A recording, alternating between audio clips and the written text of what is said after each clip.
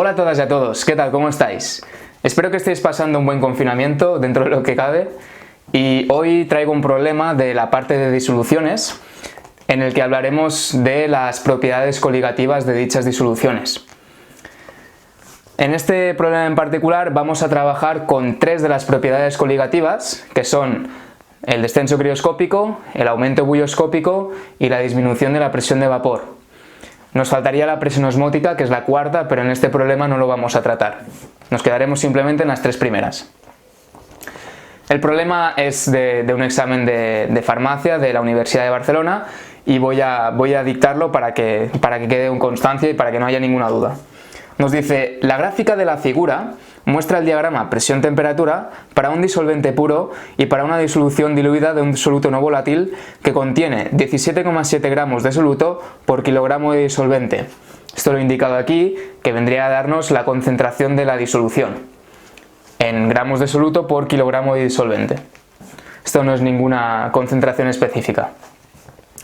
También otra cosa que vale la pena comentar es que nos dice que es el diagrama presión-temperatura para el disolvente puro y para la disolución. En particular tenemos que para el disolvente puro tenemos la gráfica del diagrama PT de las líneas negras, mientras que para la disolución tenemos las líneas punteadas en azul. Recordemos que cuando yo añado un soluto en un disolvente puro, la disolución que se forma tiene una presión de vapor que es inferior a la presión del disolvente puro y la temperatura de congelación, o lo que es lo mismo, el punto de fusión de dicha disolución disminuye respecto al del disolvente puro. Y esto se representa mediante esta curva de aquí, desplazada respecto de la curva del líquido puro. Genial, entonces, ¿qué más nos dicen? Nos dicen que las constantes crioscópica y bulloscópica del disolvente son respectivamente 5,12 y 2,53 Kelvin por kilogramo por mol a la menos 1, cosa que he indicado aquí. Recordad que estas constantes están generalmente tabuladas y son característica propia del disolvente, no del soluto. Finalmente también nos dan como dato la masa molar del disolvente, que a partir de ahora siempre que ponga un subíndice D me voy a referir al disolvente. Siempre que ponga un subíndice S me voy a referir al soluto, como aquí, y cuando ponga un subíndice DIS me voy a referir a la disolución. Perfecto, entonces con todos estos datos nos preguntan en el apartado A calcular la masa molar o la masa molecular del soluto. Esto de aquí. Gramos partido por mol, kilogramos partido por mol, como queramos. Después, en el apartado B nos piden la temperatura normal de ebullición de la disolución, ¿vale? Por lo tanto, normal, ¿qué significa normal? Pues que la presión debe ser de una atmósfera, es decir, estaremos en esta línea de aquí. Y en el apartado C nos pregunta por la presión de la disolución a 80,2 grados centígrados, es decir, cuál es la presión de la disolución cuando la temperatura es de 80,2. Ya está. Vamos a resolver este problema y ya os avanzo que el primer apartado se va a resolver mediante el descenso crioscópico. El segundo apartado lo vamos a resolver mediante el aumento bulloscópico. Y finalmente el apartado C lo vamos a resolver con la disminución de la presión de vapor.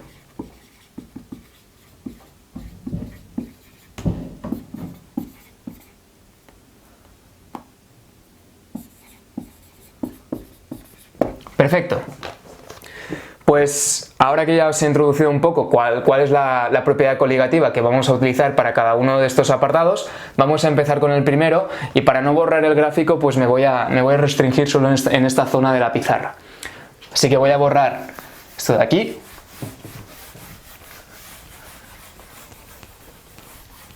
Y empezamos. Para determinar la masa molar de soluto hay dos formas. La primera forma es ir paso por paso y deducir la fórmula que os voy a escribir ahora, y es que la masa molar del soluto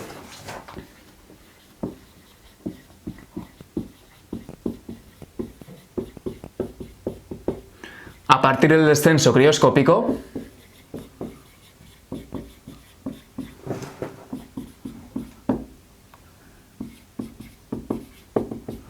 se calcula mediante la siguiente fórmula.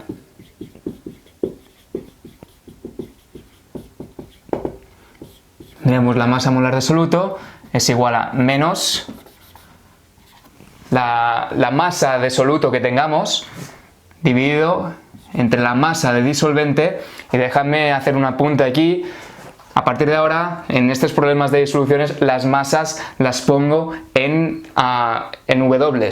¿Por qué? Pues básicamente porque la M está reservada para la molaridad, ¿sí? Y la W la vamos a utilizar para las masas, que viene a referirse pues como al peso, ¿vale? Peso, weight, pero en gramos, ¿de acuerdo? Y esto multiplicado por la constante crioscópica y dividido entre el descenso crioscópico. Aquí tendríamos la fórmula que podríamos utilizar y calcular esta masa del soluto a partir de la información que nos dan es directo, ¿vale? Esto se hace mediante el descenso crioscópico, ¿vale? También se podría hacer mediante el descenso bioscópico, pero no es lo habitual, ¿vale? Utilizaremos el descenso crioscópico. Perfecto, pues ya está, aquí no hay mucho más misterio. Si yo aplico la ecuación,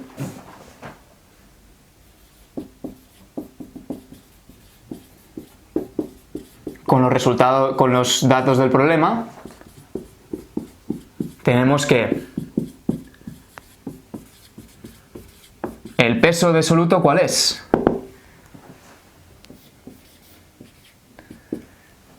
Pues bien, el peso de soluto es simplemente los 17,7 gramos de soluto que tenemos. Por lo tanto, aquí pondremos menos 17,7 gramos.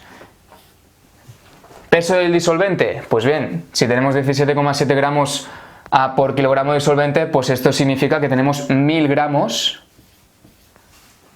de disolvente. Y obviamente las unidades tienen que ser en los dos casos de gramos. No puedo poner aquí gramos y aquí kilogramos, porque entonces no habría coherencia de unidades. La constante crioscópica es de 2,53 Kelvin por kilogramo por mol a la menos 1.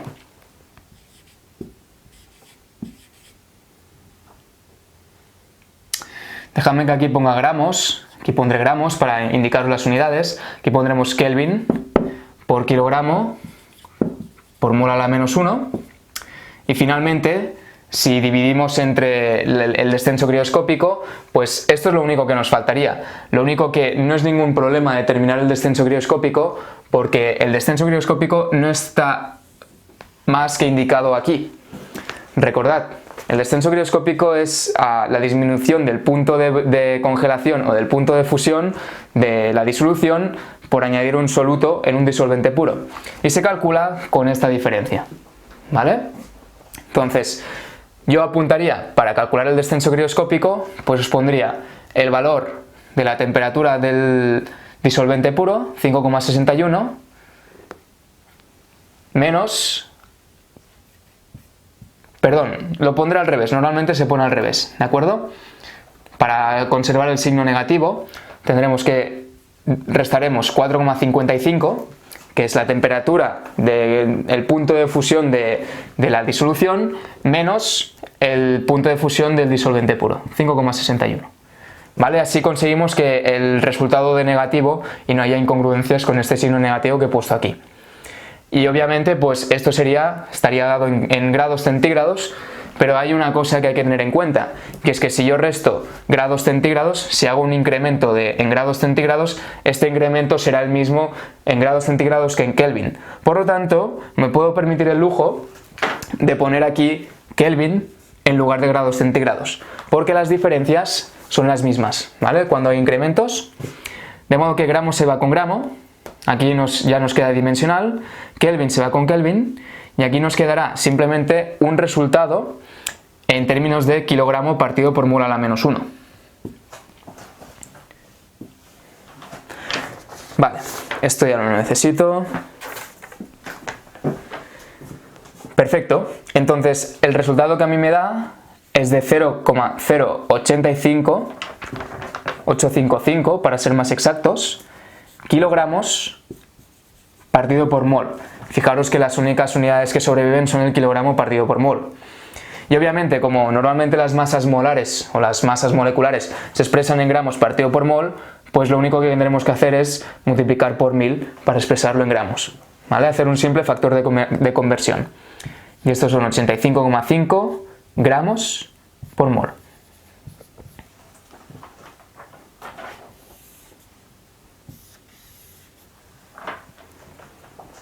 ¿De acuerdo? Muy bien, pues con esto ya tenemos la masa molar del soluto, por lo tanto ya tendríamos el primer apartado hecho. Habría una forma más larga de resolver el problema, que es deduciendo esta fórmula de aquí paso por paso a partir de la fórmula del descenso crioscópico, pero bueno, en este caso no haría falta, ¿vale? Ya después pues lo aplicaremos para resolver el apartado B.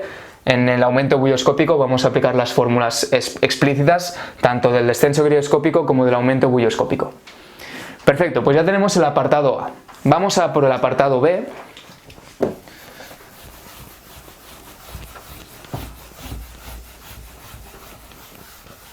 Y en este caso, recordemos que nos pedían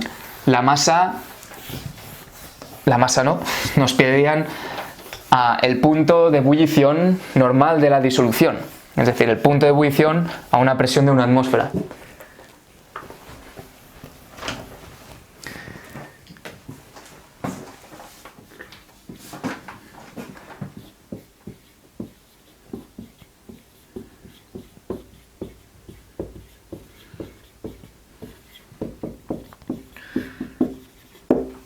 Genial.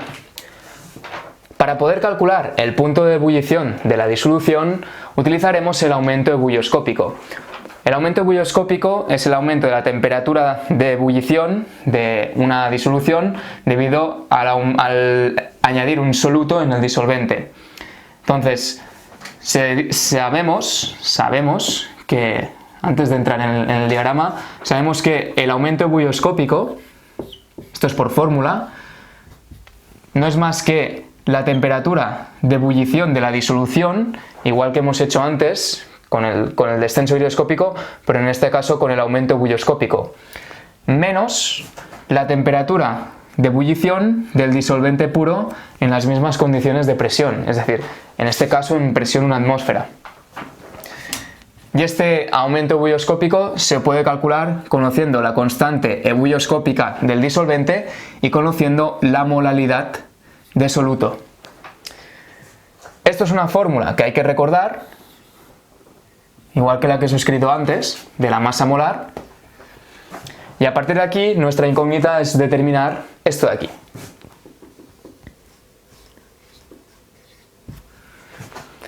Fijaros, datos que tengamos. Pues datos que tengamos, tenemos la constante ebulloscópica, que la podemos determinar del enunciado que nos dan. Esta de aquí.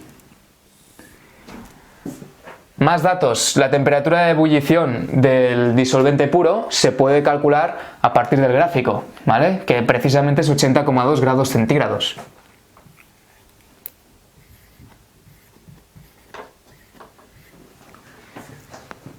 Y finalmente tendríamos la molalidad de soluto, que es una incógnita que tenemos por ahí en medio que habrá que determinar de alguna forma, pero bueno, no es muy complicado, básicamente porque tenemos la masa molar la masa de soluto y además en el apartado A hemos calculado la masa molar. Por lo tanto, no es difícil hacer un pequeño factor de conversión y ya estaría, ¿vale? Para obtener la molalidad. De todos modos, yo voy a utilizar, para complementar un poco los datos y no hacer simplemente factores de conversión, voy a calcular la molalidad mediante el descenso crioscópico que antes hemos utilizado, ¿vale?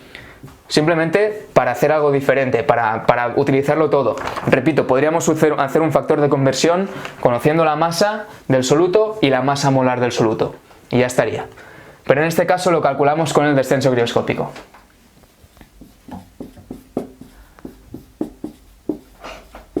Nos falta la molalidad de soluto, que podemos calcular, que se calcula con el descenso crioscópico, o bien con un factor de conversión.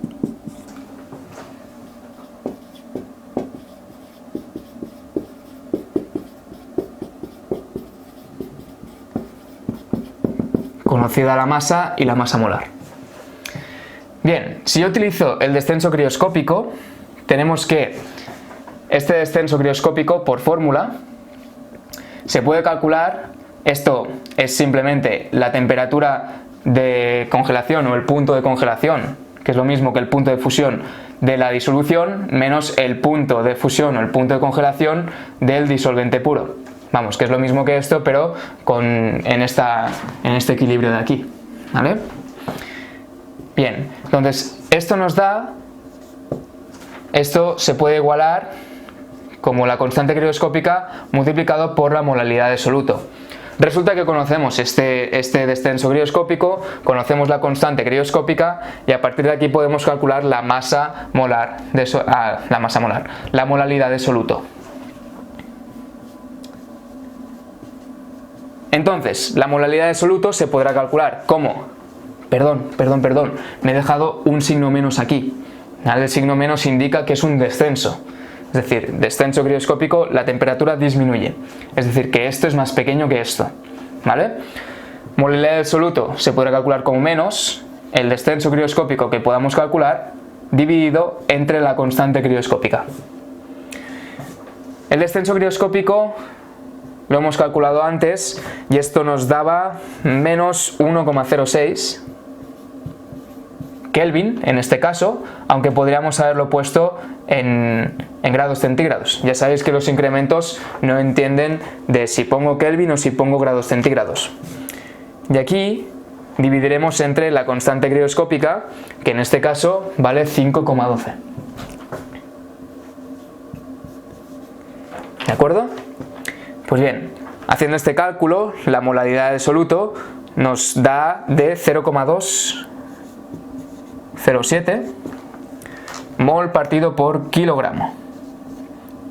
Es decir, moles de soluto dividido entre kilogramo de disolvente. Y ahora que tenemos esta molaridad, pues la podemos sustituir aquí. ¿De acuerdo? Este valor que nos faltaba lo sustituimos justo en la expresión del aumento bulloscópico, porque de este modo podremos calcular la incógnita porque el resto de datos ya lo tenemos. Es decir, que os lo apunto aquí debajo. La temperatura de ebullición de la disolución se podrá calcular como la constante bulloscópica, que hemos dicho que es de 2,53, multiplicado por la molaridad de soluto, que la hemos calculado con el descenso crioscópico, 0,207, más 80,2 grados centígrados.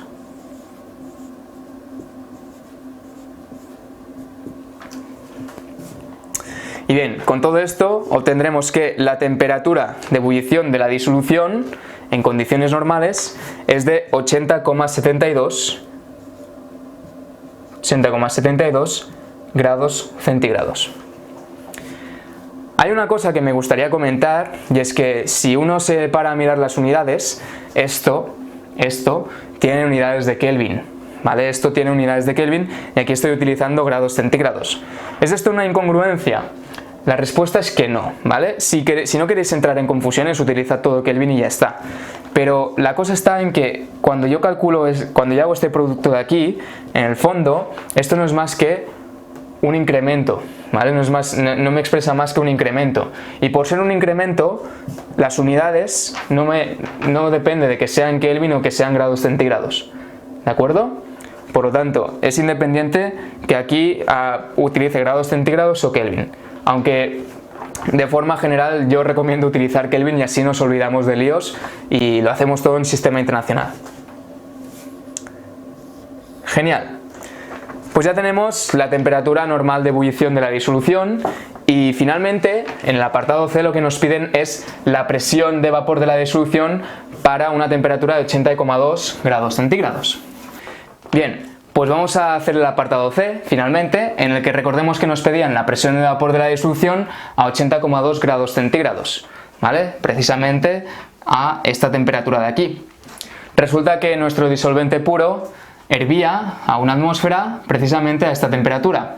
Y lo que va a hacer la disolución a la misma temperatura, va a ser disminuir su presión de vapor a la hora de añadir el soluto en el disolvente, ¿vale? Por lo tanto, la presión de vapor siempre es más pequeña en la disolución que en el disolvente puro. Del gráfico se puede ver claramente que la presión de vapor del disolvente puro es precisamente de 1 atmósfera. ¿Hace falta trabajar en otras unidades? No hace falta. Es suficiente con trabajar en atmósferas, aunque si os sentís más seguros trabajando en sistema internacional en pascales, también podríais, ¿vale? Yo voy a utilizar 1 atmósfera. Bien, el descenso de la presión de vapor es una propiedad coligativa que viene definida en términos de la siguiente fórmula.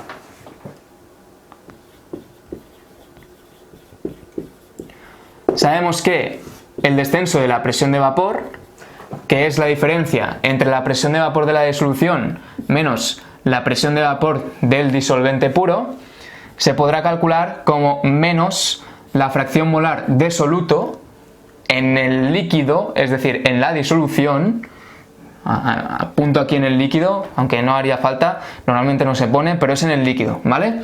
Multiplicado por la presión de vapor del disolvente puro. Y pues esta fórmula habrá que recordarla para ejercicios de este estilo, ¿vale? Recordad que la L simplemente indica que es en el líquido. Esta L de aquí, que normalmente ya os digo que no se suele poner. Bien, ¿nuestra incógnita cuál es? Nuestra incógnita es la presión de vapor, es esto de aquí. De modo que lo único que tendremos que hacer es aislar de esta ecuación y ya está, porque el incremento no lo conozco, yo estoy buscando un valor en particular de presión. Si aíslo de esta ecuación nos quedará que esto es menos la fracción molar del soluto en el líquido, ya no pongo en el líquido, asumo que es allí, multiplicado por la presión de vapor del disolvente puro, más la presión de vapor del disolvente puro. Lo único que nos falta de aquí, la presión de vapor del disolvente puro del gráfico, ¿vale? Es esta de aquí, a 80,2 grados centígrados. Estamos trabajando siempre a una temperatura constante. Lo único que nos falta es la fracción molar. Y recordemos que la fracción molar se podrá calcular conociendo el número de moles de soluto y el número de moles del disolvente. De modo que lo apunto aquí.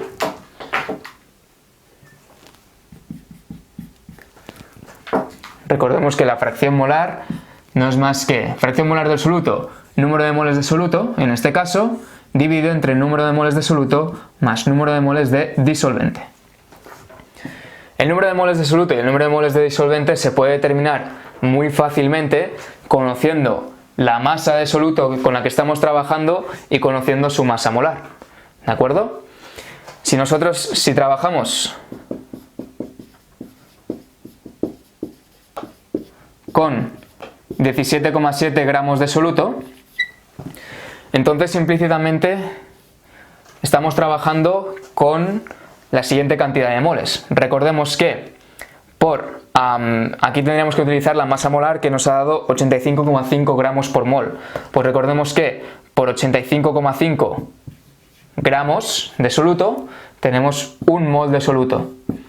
Esto se nos va haciendo el factor de conversión y ya está. Esto, fijaros que para determinar el número de moles de soluto a partir de la masa necesitamos sí o sí la masa molar. Esto nos da un resultado de 0,207 moles. Por lo tanto, el número de moles de soluto ya lo tenemos. Dejadme que ponga aquí N sub S. Hacemos lo mismo con el disolvente. Fijaros que para esta cantidad de soluto tenemos 1000 gramos de disolvente, o lo que es lo mismo 1 kilogramo de disolvente. Por lo tanto,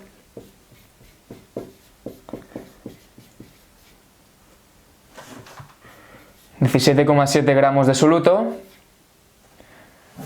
implica utilizar 1000 gramos de disolvente.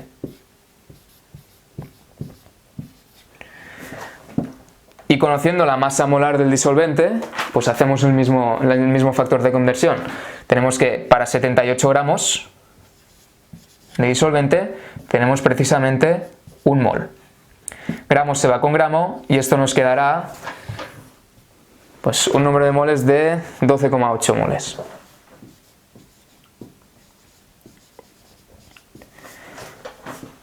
Perfecto, pues este número y este número son los que tendremos que añadir aquí, ¿vale? Así que voy a borrar y sustituimos.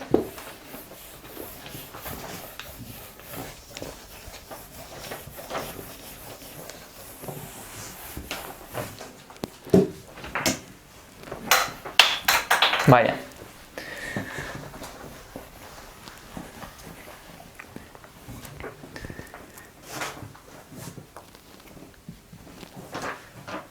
Vale, fracción molar del soluto. Recordemos, estamos calculando esto, ¿eh? Esto nos ha dado 0,207 dividido entre 0,207 más 12,8. Y esto nos da un valor de 0,016. 0,016, y recordad que la fracción molar no tiene unidades, por lo tanto aquí no ponemos nada. ¿Vale? Fracción molar de soluto 0,016. Perfecto, ahora ya simplemente tendremos que sustituir aquí, porque era el dato que nos faltaba, y con esto ya tendremos el problema resuelto. Finalmente, la presión de vapor de la disolución, P, será igual a menos fracción molar de soluto 0,016 por la presión de vapor del disolvente puro, que es una atmósfera, más la presión de vapor del disolvente puro, que es una atmósfera. Fijaros que aquí no hace falta trabajar en sistema internacional porque lo único que tiene unidades es la presión, ¿vale? Lo único que tengo que tener cuidado es utilizar siempre las mismas unidades de presión. El resultado final, esto nos da de 0,984 atmósferas. Y con esto se ha acabado el problema. Fijaros que hemos utilizado las tres propiedades coligativas principales, excepto la presión osmótica, para resolver los apartados A, B y C. Espero que os haya quedado todo claro, y si tenéis alguna duda me la podéis dejar abajo en los comentarios o me la podéis comentar por WhatsApp si lo tenéis. Que vaya muy bien.